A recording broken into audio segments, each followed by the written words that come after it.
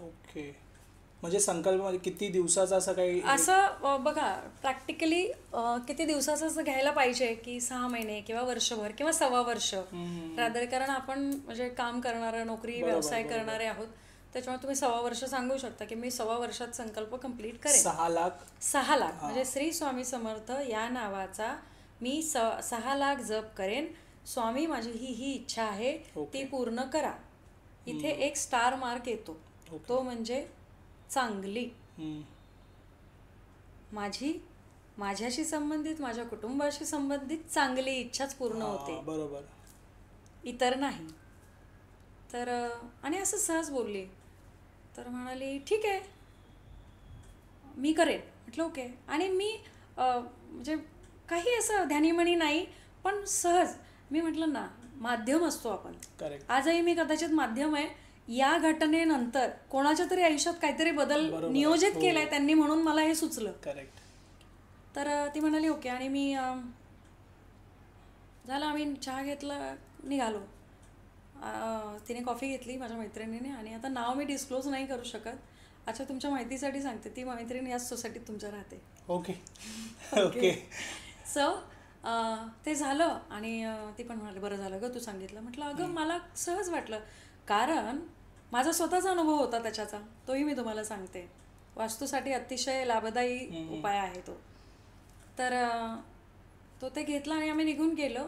आणि साधारणतः 8 दिवसात तिचा मला फोन आला समोरून, तिच्या बहिणीचा, की अगं शुभांगी मी हे सगळं केलं, आता काय करायचं.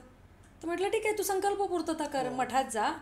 कारण तिने पहिला संकल्प घरी घेतला होता. आपण असंही करू शकतो की तुमच्या आवडत्या एखाद्या मठात जा जिथे तुम्हाला स्वामी आवडतात, कारण अजून कनेक्ट होता तुम्ही. आणि स्वामींना आवडत्या गोष्टी अर्पण करा, जे तुम्हाला स्वइच्छेने वाटतं ते. तर मग मी तिला सांगितलं की तू असं असं कर, असं असं कर आणि मठात जा. ओके. आता मी तुम्हाला सांगते की त्यांना काय त्रास होता.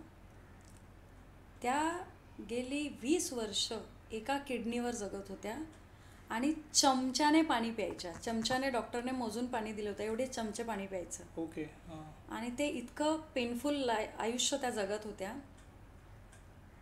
म्हटलं बघ स्वामींची इच्छा होईल चांगला. आणि मी निघून आली. आणि 8 दिवसात तिचा मला फोन आला की शुभांगी माझा जप झाला. मी म्हटलं हे कसं शक्य आहे. मी म्हटलं अगं 6 लाख. करेक्ट. 6,000 नाही.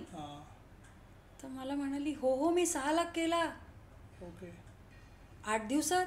हो म्हणाली माझ्याकडे काम काय, सकाळी हा गेला म्हणजे अहो गेले की दिवसभर मुलांचं सगळं झालं की माझ्या वेळच वेळ आहे. मला तसंही म्हणजे ती इतक्या म्हणजे मानसिकरित्या तिचं थोडं हे झालं होतं, वीक झाली होती की तिला तो एक म्हणजे आधार देणारा हुरूप होता तिच्यासाठी. तर म्हणाली नाही मला स्वामींशिवाय काही सुचत नाही, मी केलं. आणि मग मी गणित लावलं की दिवसभरात एवढा जरी केला तरी. आणि तिचा स्पीड छान होता. म्हटलं ओके. म्हटलं ठीक आहे स्वामी ब्लेस यू, तू आता पूर्तता कर की मी माझं काम केलं, आता तुम्ही तुमचं काम करायचं. आता हे झालंय, माझ्या कामात मीही विसरून गेली. आणि अचानक जिच्यामुळे तिच्या आयुष्यात आम्ही दोघे कनेक्ट झालो, तिचा मला फोन आला, अगं तुला माहिती आहे का तिला डोनर मिळाला. ओके. जिला 21 वर्ष किडनीला डोनर मिळत नव्हता. आणि आय वॉज लाईक हां.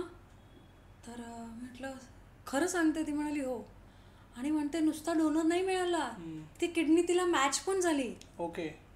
म्हणजे दोन्ही पण गोष्टी सगळं एकदम जुळून आलं. मी म्हटलं स्वामी. आणि म्हणजे तिथे जिथे होती ना तिथून मी जे स्वामींना थँक्यू म्हणाली असेल की तुम्ही पूर्तता करून दिली एका जीवाची. अर्थात हे सत्य आहे की तिच्या नशिबात ते सगळं होतं, मी निमित्त ठरणार होती. आणि स्वामींना स्वामींचं अस्तित्व की मी आहे दाखवून द्यायचं होतं. आणि ते सगळं झालं. आत्ता एक 7-8 महिन्यापूर्वी तिच्या मुलीचं लग्न झालं.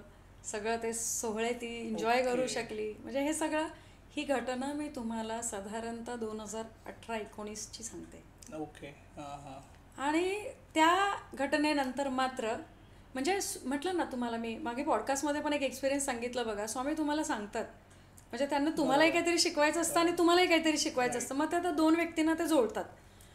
आणि म्हटलं वाव. आणि मला ना इतका हे आला की म्हटलं वा. हे झालं. आणि 2013-14च्या आसपास, मगाशी मी म्हटलं की मी माझा एक वास्तूचा तुम्हाला अनुभव सांगते. कसं असतं ना, कधी कधी तुमच्या आयुष्यात एखादा निंदक येणं खूप गरजेचं असतं. ओके. खूप गरजेचं असतं. आणि मी स्ट्रॉंग बिलिव्हर आहे आता त्याची. हां. असा घटना माझ्या आयुष्यात घडली की माझा एका व्यक्तीने असा इन्सल्ट केला बिकॉज ऑफ वास्तू, की घर नाही आहे तुमचं. अच्छा. म्हणजे असं होतं ना की घर नाही, स्वतःचं कशाची मिजाज करताय हां. वगैरे वगैरे. आणि मग स्वाभिमान माणसाला खरंच काहीतरी करायला शिकवतो. बरोबर. आणि नाव आय बिलीव्ह की ॲक्च्युली हे स्वामींनी करून आणलं होतं, कारण मी हलतच नव्हती, मी काय विचार करतच नव्हती माझ्या घराचा. आणि आय सेड ओके. 10 जानेवारी 2012 ही घटना घडली. ओके. त्याच दिवशी सेम स्वामींना सांगितलं okay bus, this is a last day. आणि त्यांना सांगितलं की 10 जानेवारी 2012 मला 10 जानेवारी 2013च्या आत माझं घर पाहिजे. तुम्हाला काय करायचं ते करा, तुम्हाला माझ्याकडनं काय मेहनत करून घ्यायची आहे, तुम्हाला जे काय करायचं ते करून घ्या, पण मला पाहिजे. तुम्हाला खरंच सांगते, माझ्या पत्रिकेत किंवा माझ्या आणि अहोंच्या पत्रिकेत मला जे कळतंय त्याप्रमाणे तेव्हा योग नव्हता, 15च्या नंतरचा होता. ओके. ओके. आणि हे बोलली, मी माझा संकल्प घेतला स्वामींचा, तो जप चालू केला. तुम्हाला विश्वास बसणार नाही, माझा जप पूर्णही झाला नव्हता. आणि तेव्हापासून घर बघायला चालू केलं. तो 6 लाखाचा जप सुरू केला. आणि तेव्हापासून मी घर बघायला पण सुरू केलेलं, घराची गणितं सुरू केलेली. आता बघा, मी फायनान्स कन्सल्टंट असल्यामुळे मी फायनान्सची जुळवाजुळव सुरू केलेली, घर घेण्यासाठी काय काय करावं हे सगळं माहीत असल्यामुळे ते सगळं सुरू केलेलं. कारण स्वामी म्हणतात ते कर्म पहिलं. म्हणजे मी माझ्या कर्मात कुठे कमतरता ठेवली नव्हती. मी माझी घराची जुळवाजुळव, म्युच्युअल फंडमध्ये इन्व्हेस्टमेंट करून घरासाठीचा वेगळा म्युच्युअल फंड, ते सगळं केलं होतं. आणि तेव्हा अजून एक उपाय केला होता, म्हणून मी हा माझा अनुभव शेअर करते की तुमचं जे मंदिर आहे जिथे ईशान्येमध्ये असेल तर अजून छान. ईशान्येच्या मंदिरामध्ये एक गल्ला असतो ना पैसे साठवायचा, तो आजकाल मार्केटमध्ये घराच्या आकाराचा पत्र्याचा गल्ला मिळतो. करेक्ट. फक्त निळा कलर नाही घ्यायचा, काळा कलर नाही घ्यायचा, पिवळा चालेल, पिंक चालेल, थोडाफार रेड कॉम्बिनेशन चालेल. हे तिन्ही कलरपैकी कुठलाही तो घराच्या आकाराचा गल्ला आणायचा, देवघरामध्ये ठेवायचा. ठेवताना त्यामध्ये 11-21 जी काय तुमची इच्छेची ती अमाऊंट आतमध्ये सोडत असताना स्वामींना सांगायचं की स्वामी माझं हे घर आहे, स्वामी माझं हे घर आहे आणि मी हे घराची ठेवण तुमच्यासमोर ठेवते. ओके. या दिवशी याच्यापर्यंत माझं घर व्हायला पाहिजे, किंवा 2 वर्षात, 1 वर्षात. कारण कसं असतं आपल्याला माहीत नसतं. मी मगाशी पॉडकास्टमध्ये जसं सांगितलं की आपले काही मिनिट जर इकडे तिकडे झाले असतील तर आपल्याला होणाऱ्या लाभामध्ये 5-6 महिन्याचा फरक पडू शकतो. त्याच्यामुळे मग आपण एक टेंटेटिव्ह आयडिया देऊ शकतो स्वामींना की मला ह्याच्यात मला माझं घर पाहिजे. आणि मी ते पैसे त्यात समर्पित केले आणि स्वामींना सांगितलं की स्वामी आत्ता मला माझं घर पाहिजे. हे सगळं झालं आणि रोज 1 रुपया तरी त्याच्यात ठेवत जायचा. 1 रुपया ठेवा, 11 रुपये, 101. कारण मी ठरवलं होतं त्यातले सगळे पैसे पहिल्या बुकिंगला तेच पैसे द्यायचे. ओके. ओके. त्याच्यामुळे मी आपले माझ्या सोयीने पैसे ठेवत होती. आणि सगळं झालं, घर फायनल झालं, सगळं झालं. आणि जे घर मी बुक केलं त्या घराची खरंच ऐपत नसताना स्वामींनी मला ते घर दिलं. कुठून कसे काय सपोर्ट मिळाला काय आता मी काही सांगू शकत नाही तुम्हाला. आणि आम्ही टोकन दिलं. कसं असतं आपण माणूस आहोत ना, म्हणजे आपण सहज देवाला विसरतो. सहज. घरातून निघताना स्वामींच्या पाया पडून निघालेली मी, ते सगळं केलं होतं. रिसिट फाडली, सगळी झाली. आणि तो जो रिसिट लिहिणारा व्यक्तिमत्व होता ना तो असा लिहायचा, असा. म्हणजे बघा काही व्यक्ती असे असतात असं असं, आता आपण असं लिहितो तर तो असं. तर मी विचार करते हा असा का लिहितो, म्हणजे कौतुक म्हणून. आणि त्याने ती रिसिट पहिली माझ्या हातात दिली आणि त्या रिसिटवर डेट होती 10 जानेवारी 2013. आणि म्हणजे इच्छापूर्ती काय असते म्हणजे हे म्हणजे प्रत्येक व्यक्ती समजू शकतो हे की स्वामी तुम्हाला तुमचं कर्म चांगलं असेल, तुमचे भाव चांगले असतील ना, स्वामी तुम्हाला तुमच्या नशिबात आणून देणार. करेक्ट. आणि जी डेट बघितली ना मी पटकन मटकन खुर्चीत परत बसली.